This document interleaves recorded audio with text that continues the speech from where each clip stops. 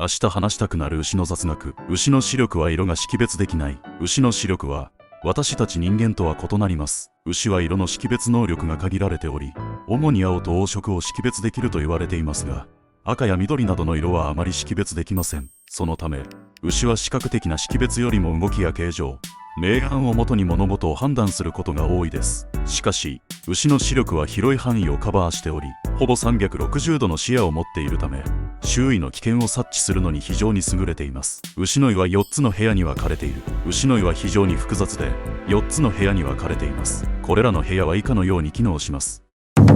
続きは動画で。